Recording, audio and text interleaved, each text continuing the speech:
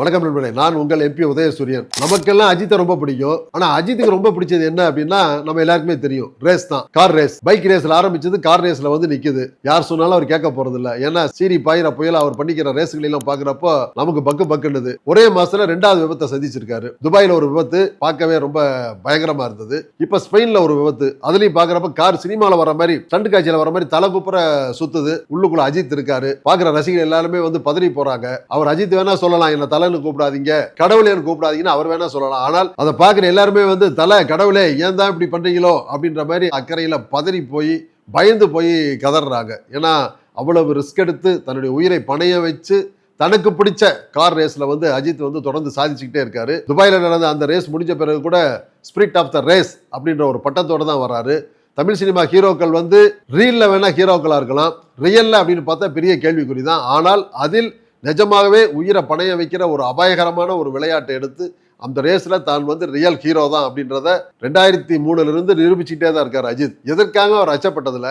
அவர் பேட்டிக்காக சந்திச்ச பல முறைகள்லயும் வந்து அவர் பேச்சிலையும் சரி, அவருடைய செயல்லையும் சரி, அவர் எதுக்காகவும் யாருக்காகவும் பயந்ததே கிடையாது. அப்படி அவர் பயப்படாம பேசின பேட்டி கொடுத்த காலங்களிலேயே வந்து அது பல சர்ச்சைகளை கிளப்பிச்சு. அது குறித்து கூட அஜித் வந்து கவலைப்பட்டதில்லை. ஆனால் தன்னுடைய பேச்சு யாரையாவது வருத்தப்படுத்தி இருந்தா, புண்படுத்தி இருந்தா அதுக்கு மன்னிப்பு கேட்டுக்கிறேன்னு சொன்ன பிறகு அதிகமா பேசுறது நிறுத்திக்கிட்டார். மனசு விட்டு பேசுறது கூட யாருடைய மனசையாவது புண்படுத்திடுமோ அப்படின்ற அளவுக்கு. நம்ம கிட்ட பேசுறப்ப கூட, நான் பேட்டி எடுத்தப்ப கூட குங்குமத்துக்காக அப்ப அவர் சொன்னாரு, இது என்னுடைய வாழ்க்கையை இஷ்டப்படிதான் வாழ்வேன், அதுல உங்களுக்கு என்ன கஷ்டம் அப்படின்னு சிரிச்சுக்கிட்டே கேட்டாரு. அவர் கேட்கிறப்போ அவர் அஜித் கோவிச்சா கூட அழகா தான் இருக்கும். நம்ம பக்கத்துல இருந்து பாக்குறோம் இல்லைங்களா? அதனால அஜித் வந்து மற்ற யார் மாதிரியும் எந்த மாதிரி இல்லாத அவர் ஒரு புது மாதிரி, இன்னும் இளைஞர்களுக்கு அவர் தான் முன் மாதிரி அப்படின்றத தன்னுடைய ஒவ்வொரு செயல்களும் நிரூபிச்சிருக்காரு. இப்ப என்ன சிக்கல்னா, இந்த சினிமாவில் ஸ்டண்ட் காட்சியில வர்ற மாதிரி தலகுப்புற சுத்துற காருக்குள்ள அஜித் இருக்காரு அப்படின்றப்போ நம்ம பாக்குற நம்ம எல்லாருக்குமே, ரசிகர்களுக்கும் சரி அவருடைய நண்பர்களுக்கும் சரி, அஜித்துக்கு என்ன ஸ்பெஷல்னா பத்திரிகையாளர்களே அவருக்கு நிறைய பேர் அவருக்கு ரசிகர்களா இருக்காங்க அப்படின்றதுதான் மிகப்பெரிய விஷயம். ஏன்னா அந்த அளவுக்கு அவர் கூட ரொம்ப நெருங்கி பழகி இருக்கோம். பழக்கத்திலையும் வந்து அவர் எந்த பாகுபாடுமே காட்டினது கிடையாது. யாரா இருந்தாலும் தோல்ல கையை போட்டு ரொம்ப பாசமா பழகுறவர் தான் அஜித். அவர் சமைச்சதை கொடுத்த பிரியாணியை சாப்பிட வைக்கிறதுல இருந்து, மற்றவர்களுக்கு உதவி பண்றதுல இருந்து, அதுவும் சத்தம் இல்லாம உதவி பண்றதுல இருந்து அஜித் பண்ற நிறைய விஷயங்கள் வந்து அவர் சொன்ன அவருக்கு பிடிச்ச பழமொழி தான், வாழு வாழ விடு. அதுதான் அஜித்துடைய தாரக மந்திரம். அப்படி வாழு வாழ விடுன்னு சொல்ற அஜித் வந்து எப்பவுமே நல்லா இருக்கணும், பத்திரமா இருக்கணும் அப்படின்றதான் அவருடைய இந்த ரேஸுகளுக்கு போறப்போ அவருடைய ரசிகர்களுடைய பெரிய ஆதங்கமா இருக்கு. அதை அஜித் புரிஞ்சுக்கிட்டாலும் கலைஞர் சொன்ன ஒரு பெரிய பொன்மொழி தான் ஞாபகத்துக்கு வருது, வீரன் சாவதே இல்லை, கோழை வாழ்வதே இல்லை. அதுக்கு சரியான உதாரணமா பாத்தீங்கன்னா சினிமா துறையில அஜித் தான் இருக்காரு. ஏன்னா அவர் பண்ற ஒவ்வொரு பந்தயமும் உயிரை பணைய வச்சு நடக்கிற பந்தயம் தான், அந்த கார் ரேஸ் தான். அதனால வீரன் சாவதே இல்லை, கோழை வாழ்வதே இல்லைன்றதுக்கு உதாரணமா தான் அவர் தன்னுடைய ஒவ்வொரு அடியும் எடுத்து வச்சுட்டு இருக்காரு. இதுல என்ன இன்னொரு பெரிய சிக்கல்னா, சினிமாவை பொறுத்த வரைக்கும் அஜித்தை வந்து இன்னொரு எம்ஜிஆர் அப்படின்ற அளவுக்கு எல்லாருமே சொல்லுவாங்க, பண்புலையும் பழக்கத்திலையும் மற்றவர்களுக்கு உதவும் தன்மையிலையும் எல்லாத்திலையுமே. ஆனால் ஒரு கட்டத்துல வந்து எம்ஜிஆர் வந்து பெரிய ஸ்டண்ட் மேன். எம்ஜிஆர் மாதிரி ஸ்டண்ட் போறதெல்லாம் அப்ப ஆளே கிடையாது. எந்த இதா இருந்தாலும் சரி, வால் சண்டையா இருந்தாலும் சரி, சிலம்ப சண்டையா இருந்தாலும் சரி, குஸ்தியா இருந்தாலும் சரி, எம்ஜிஆர் வந்து களம் இறங்கினார்னா அது பார்க்கவே வந்து அப்படியே அள்ளும். அப்படிப்பட்ட எம்ஜிஆரே ஒரு கட்டத்துல வந்து குதிரை ஏற்றம் அந்த மாதிரி காட்சிகள் எல்லாம் வந்து டூப் போட்டு தான் நடிச்சார். ஏன்னா ஏற்கனவே வந்து அவர் நடிச்ச ஒரு நாடகத்தில் நடிச்சப்போ, அமரனின் இன்ப கனவு அப்படின்னு நாடகத்தில் நடிச்சப்போ அவர் கால் வந்து உடஞ்சிருச்சு. ஏன்னா அவரை விட பல மடங்கு வெயிட் உள்ள குண்டுமணி என்ற அவரை தூக்குறப்ப அந்த டைமிங் மிஸ் ஆகி அவ்வளவு பெரிய ஒரு ஆஜானுபாகமான ஒரு மலை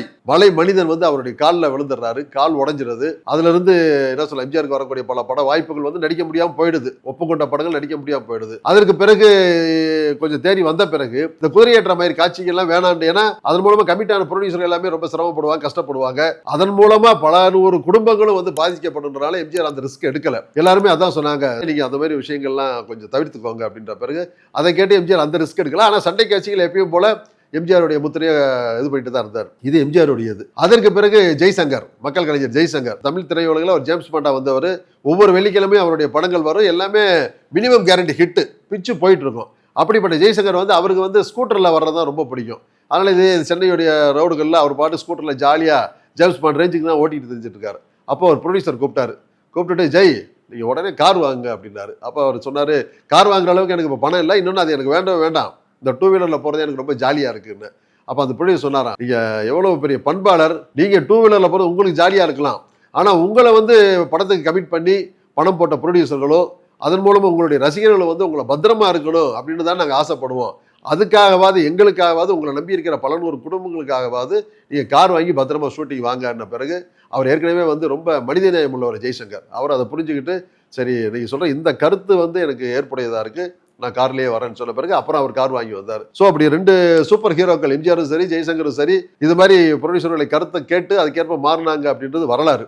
ஆனால் அஜித் கிட்ட வந்து நம்ம அந்த மாதிரி விஷயங்கள் சொன்னாலுமே அவர் பண்றது வந்து இந்தியாவுக்குரிய ஒரு பெருமை, உலக அளவில் அவருக்கான ஒரு பெரிய அடையாளத்தை தரக்கூடியதுதான் அந்த ஒரு வீர விளையாட்டு. அதுதான் வீரனுக்குன்னு சில இருக்கிற அம்சங்கள் இருக்குல்ல, இந்த மாதிரி டூப் போடலாம். ஆனா இப்ப அவர் ரேஸ் ஓட்டுறதுக்கெல்லாம் நம்ம டூப் போட முடியாது. அதனாலதான் எது நடந்தாலும் எப்படியாக இருந்தாலும் தனக்குன்னு ஒரு தனி முத்திரை இருந்தே தீரணும். அவருக்கு பிடிச்ச விடாமுயற்சியும் சரி, அவர் எடுத்துக்கிற அந்த அச்சமில்லாத அந்த தன்மையும் சரி, எது வந்தாலும் பார்த்துக்கலாம் அப்படின்ற அந்த முடிவும் சரி, அது வந்து அஞ்சான் அஜித் தான் அப்படின்றத அவருடைய ஒவ்வொரு செயலும் நிரூபிச்சுட்டு தான் இருக்கு. சரி, இந்த ரேஸ் மூலமா வந்து அஜித் மட்டும் அது மாதிரி நிறைய பேர் இருந்தாலுமே நமக்கு திரைத்துறையில இருந்த நம்முடைய ஆசை நாயகன், நம்முடைய விடாமுயற்சி நாயகன் அவரு அதை பண்றாரு அப்படின்றப்போ அதை வாழ்த்தி வணங்கத்தான் தோணுது. அதே நேரத்தில் ப்ரொடியூசருடைய ரசிகர்களுடைய கருத்துக்களுக்கும் அஜித் காது கொடுத்தா நல்லதுன்றப்போ இந்த காருக்கு டைவ் அடிக்கிறப்பெல்லாம் அந்த கருத்து ஞாபகம் வருது. அவர் ஜெயிச்சு வந்து நிக்கிறப்ப ஆகா அஜித் வந்து நமக்கு கிடைச்ச ஒரு ரியல் ஸ்டார், ஒரு பெரிய வீரர், கார் ரேஸ்ல வந்து மிகச்சிறந்த ஒரு நாயகர் அப்படின்ற பாராட்டவும் தோணுது.